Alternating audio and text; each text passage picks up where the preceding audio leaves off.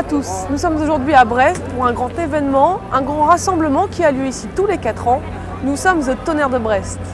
Plus de 1400 bateaux de tradition se sont donné rendez-vous cette année pour faire la fête pendant toute une semaine.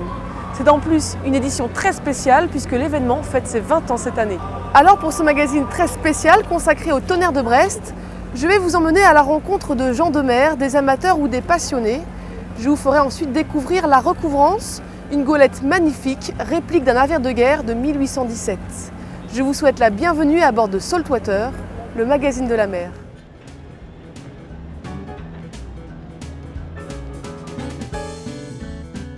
Les Tonnerres de Brest, faut-il le rappeler, sont un grand rassemblement international de vieux gréements. Une grande fête du patrimoine maritime qui se tenait pour ses 20 ans, du 13 au 19 juillet 2012. Depuis 1992, Brest et sa célèbre rade sont devenus un lieu de rendez-vous unique qui accueille tous les 4 ans les amoureux de la mer, de la voile et des coques patinées.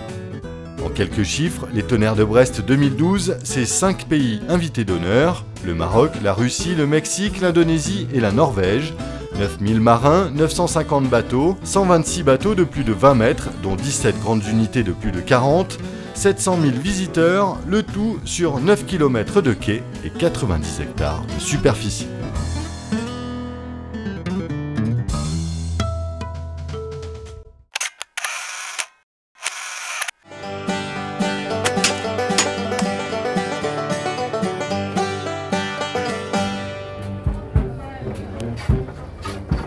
Ce qui est génial au Tonnerre de Brest, c'est qu'on peut passer des vieux gréements aux Vikings en allant d'un ponton à l'autre. On est ici sur le village de la Norvège. Vous allez découvrir avec moi l'artisanat local. Vous allez voir, ça sent bon le bois.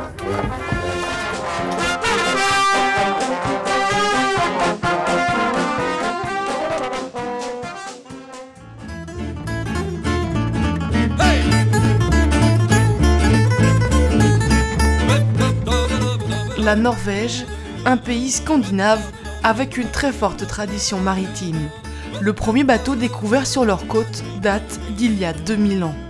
Et pour preuve, on m'a dit qu'un Norvégien sur 4 possédait un bateau.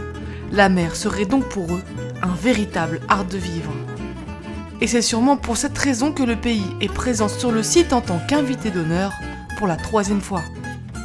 À flot, une vingtaine de bateaux historiques chargés d'histoire. À terre, la Norvège étale sa culture et sa tradition. L'odeur du pain fraîchement fondu enivre tout le village, une immersion totale pour tous les sens. On passe d'une préparation de poissons au rabotage d'une rame, le tout animé par une fanfare de vikings.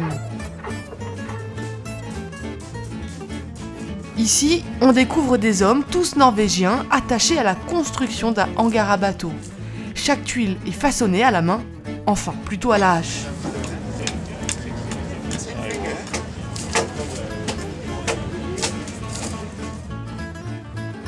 Un peu plus loin, des séchoirs à poissons en forme d'échafaudage. Cette méthode serait connue en Norvège depuis plus d'un millénaire et c'est le seul pays au monde qui produit du poisson simplement séché. Dans cet atelier, on fabrique des cordes de cuir à base de peau de mammifères marins. Avant, après. Cette méthode a été un pilier de la marine norvégienne jusqu'au 19e siècle. Alors là, c'est moi à l'épreuve. Le but de la manœuvre, c'est de faire chauffer les cordes grâce au frottement afin de la rendre plus souple. J'avoue, c'est super sport, mais ça marche.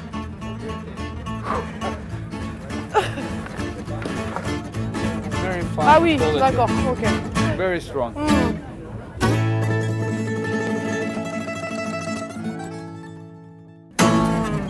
Je suis maintenant avec mes amis vikings dans un hangar à bateau. Mais maintenant, le bateau dont je vais vous parler, lui, est déjà à l'eau et a déjà fait ses preuves en matière de navigation. Construit par le chantier Latitude 46, il allie classicisme et modernité, lignes traditionnelles et technologie. Voici le Tofinu, un bateau classique dans l'air du temps. Les Tonnerres de Brest font partie des grands rassemblements de vieux voiliers, l'occasion pour nous de mettre à l'honneur un bateau de construction française qui combine la beauté du teak avec la modernité de l'inox et du carbone, le tout avec un look résolument rétro-chic. Sorti du chantier Latitude 46 basé sur l'île de Ré, le Toffinou est un voilier qui fait rêver. Créé il y a 20 ans par la famille Joubert, le chantier a démarré par la construction d'un bateau aussi original qu'inattendu, le fameux Toffinou. Il s'agit d'un dériveur de 7 mètres retrouvé échoué sur un banc de sable de l'île. À partir de sa coque, les fondateurs ont réussi leur pari, recréer ce petit voilier, réplique des années 30 habillé de teck et d'acajou vernis. Le Toffinou séduit par la beauté et l'harmonie de ses lignes, à la fois authentiques, performants et confortables, une référence. La gamme des Toffinous comprend aujourd'hui 6 voiliers d'exception de 7 à 16 mètres.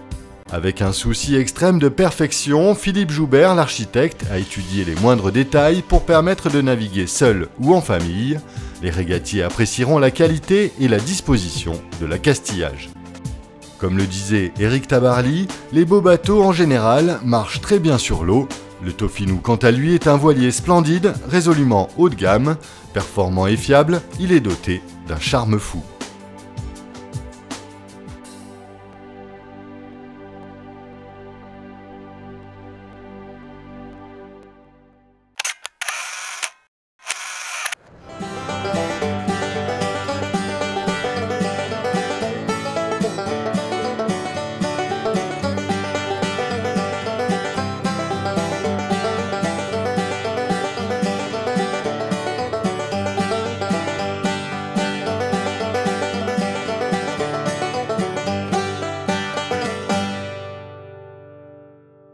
La Recouvrance est une goélette construite au début des années 90. C'est une réplique d'un navire de guerre de 1817. C'est aujourd'hui l'emblème de la ville de Brest. Une de nos équipes a eu la chance de naviguer à bord il y a quelques temps. Ça donne un très joli reportage que je vous propose de découvrir tout de suite.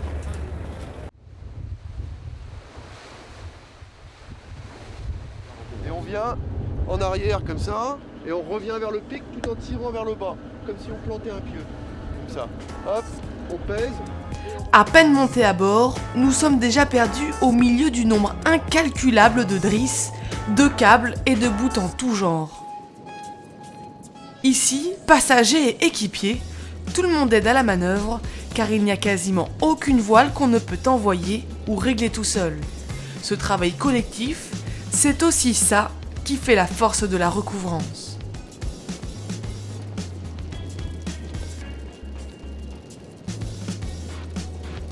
Contrairement aux apparences, ce navire a touché l'eau pour la première fois en 1992. C'est grâce à la volonté d'une association que le projet de reconstruire une réplique d'un plan de 1817 prend forme en 1990. Le chantier du GIP en assure alors la construction.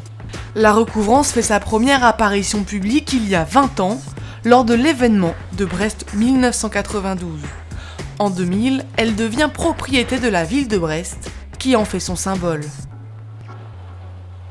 La Recouvrance est ce qu'on appelle une goélette aviso. Goélette par son plan de voilure, aviso comme son nom l'indique, c'est un bateau qui servait à aviser, à porter des messages. Car à l'époque, ces bateaux étaient armés par la marine de guerre. À l'intérieur, une soute technique à l'avant que l'on appelle un pic avant. Des cabines d'équipage et de passagers, le carré avec la cuisine et la partie sanitaire, et tout à l'arrière du bateau, la salle des machines.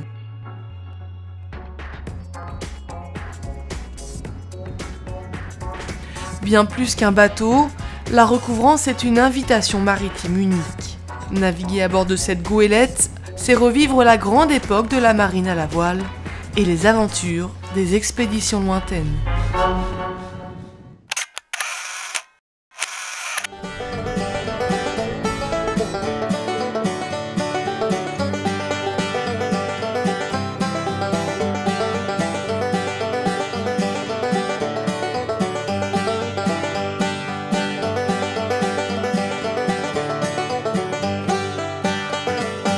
Je peux vous renseigner? Bonjour, bonjour, oui, Charlotte. Bernard. Enchantée. Je m'intéresse un peu là, qu'est-ce qui se passe ici? Eh ben, il y a des gens qui travaillent. Travaillent? Vous pouvez le voir, ouais, qui travaillent. C'est pas que la fête alors? Ah, c'est pas que la fête. Oh, si, c'est la fête quand même, parce que c'est un boulot qui est plutôt sympa. Et puis, c'est un boulot qu'ils font pour eux. Ils sont en train de se construire leur bateau, en fait. D'accord. Voilà. Donc ça, c'est un bateau qui est en train d'être construit. Voilà, ça c'est une petite plaque qui est en train d'être construite. C'est une plaque qui a été dessinée par un architecte naval qui s'appelle François Vivier. Et il y a un chantier naval qui produit ce genre de plaque et qui produit des kits de ces bateaux. Et donc les gens qui viennent là, ils achètent le kit du bateau et puis ils le montent. Et à la fin des fêtes, mercredi, on met les bateaux à l'eau, puisqu'on en fait plusieurs. Et puis le tout en fanfare. Et chacun va mettre à l'eau le bateau qu'il a construit. Donc ça veut dire qu'en une semaine, on peut construire son bateau? Alors en une semaine, on assemble un kit d'un bateau déjà découpé. Voilà. Donc on part de partir de feuilles de contreplaqué sur lesquelles sont tracés le contour des pièces. Et les gens qui sont venus là ont donc découpé les pièces, ils ont raboté jusqu'au trait. Puis ils ont assemblé les plaques. Et puis voilà, ils sont passés de la 2D totalement virtuelle en papier à de la 3D Qu'on peut toucher, quoi. qu'on peut toucher et qui va aller sur l'eau et qui va flotter. Il faut s'y connaître un peu avant ou c'est des gens qui sont complètement amateurs? Alors c'est des gens qui sont complètement amateurs, mais ils sont encadrés par des professionnels qui ont déjà construit ces bateaux-là, donc qui les guident. On a juste à côté un joli bateau qu'on dit voile aviron, parce qu'il peut être... Ouais, on va voir.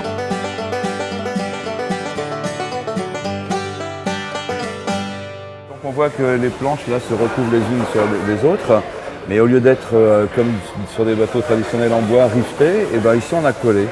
Alors, le bateau précédent et ce bateau-là sont des bateaux qui sont faits en contreplaqué que l'on dit cousu-collé. C'est-à-dire que lors de l'assemblage, on a fait de la couture entre les planches, on a fait des petits trous, là et là. On a mis un fil de fer pour retenir les deux planches l'une contre l'autre. Et puis on a été mettre entre les planches, à cet endroit-là, une résine époxy chargée de fibres de bois, en gros. D'accord, donc c'est complètement étanche. Voilà, c'est étanche, c'est collé et c'est solide. Et c'est aussi solide que s'il y avait des vis, des pointes. D'accord. Combien ça coûte de faire construire ce bateau, ce kit? Alors, pendant le temps des fêtes, là, le prix du kit débité et livré ici, c'est 1 780 €, je crois. Ouais, donc c'est intéressant quand même. Oui, oui, c'est très intéressant.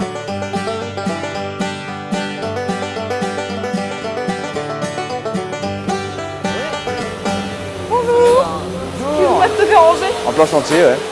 T'es en plein travail là, t'es sur ton bateau? Ouais, on est en train de poncer, c'est un peu fastidieux, mais ça avance doucement, ouais, c'est bien. C'est ton premier bateau? Ah oui, moi j'ai jamais fait de bateau. C'est vrai? Ouais, ça fait longtemps qu'on avait envie d'en faire un avec un de mes potes. On a lu qu'ils recrutaient du monde pour acheter un kit. Ouais. Et qu'on pouvait le faire en 5 jours avec l'expertise de celui qui a fait les kits déjà. Donc c'est super. Eh ben écoute, merci. Je te laisse retourner à ton travail et puis bon courage. Ça roule, merci. Salut. Salut.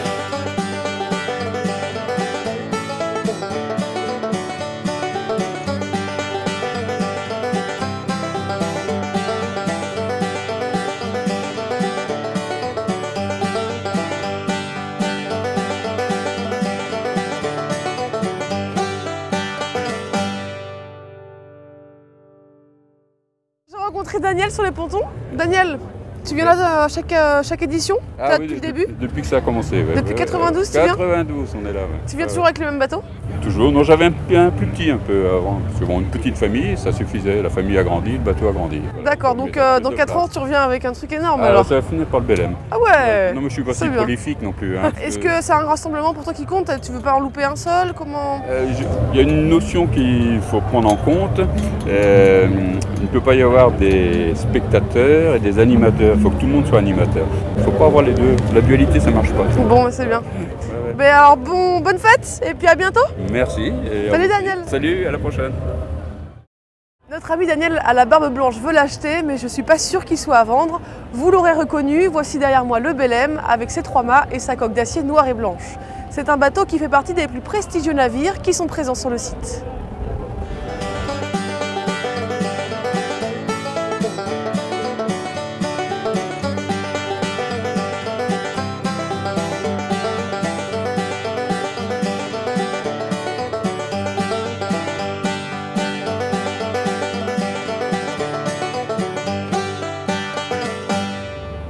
Ce 3 mâts de 51 mètres est rempli d'histoire. Construit à Nantes en 1896, il ramène des côtes d'Amérique du Sud et des Antilles du cacao plein les cales. Il a changé 3 fois de nationalité avant de retrouver le pavillon français en 1979.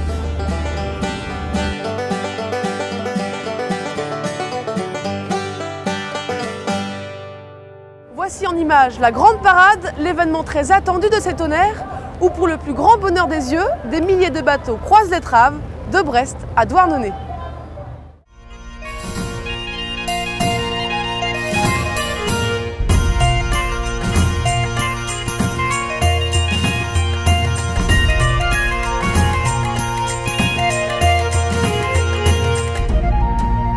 Un émerveillement sans pareil. Après une semaine à quai, les bateaux ont largué les amarres et sont à présent tous en mer, cap sur Douarnenez.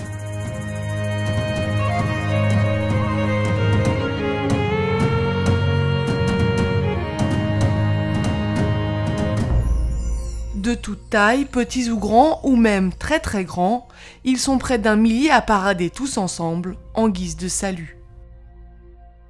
Chacun sait qu'il faudra attendre encore 4 longues années afin d'assister de nouveau à un tel spectacle. La fête des tonnerres de Brest 2012 a été à la hauteur de ses 20 ans. 950 bateaux sont venus parader dans la rade de Brest, embarquant à leur bord plus de 9000 marins.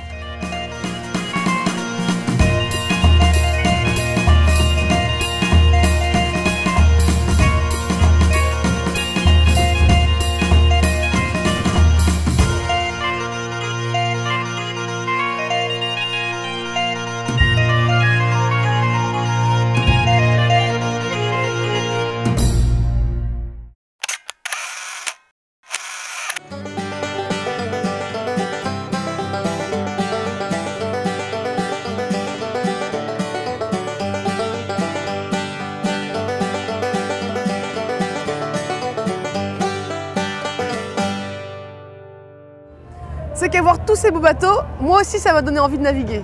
Alors je vous dis à bientôt pour un prochain numéro. Allez matelots, larguez les amarres, hissez la grand voile!